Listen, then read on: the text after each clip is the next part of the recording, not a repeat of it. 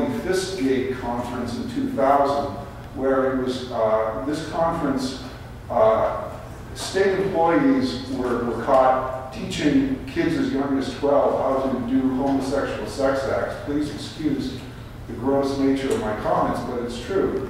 They taught kids how to stick their hands up people's rectums as a homosexual sex act, and 3 people got fired because of that.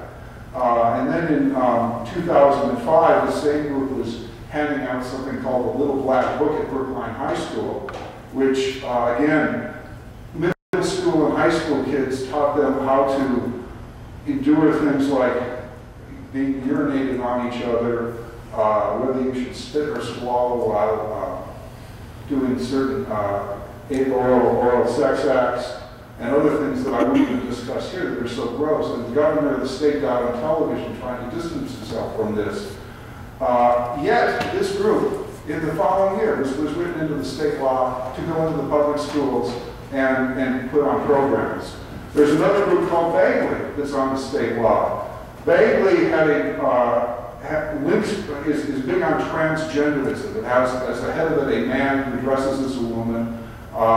They talk about how kids they even have links to operations you can have your breasts removed if you're a woman who thinks you're a man. This past spring, they had a gay prom, Bagley did, where they brought kids into a room with Mr. Boston Leather, who's a middle-aged man who describes himself as a leather bondage and discipline sadomasochism fetishist. And this is Bagley. This is written into the law. And then there's a group called PFLAG written into the law, which hands out transgender materials in the public schools, telling kids that when a new baby is born, for instance, you shouldn't ask the parents if it's a boy or a girl because that's not transgender PC and other complete nonsense. And then there was another group, the Massachusetts Transgender Political Coalition, part of this group. The head of that group a few years ago staged a parade in Northampton, which included women who wanted to become men and had their breasts amputated and were marching shirtless down the streets in Northampton.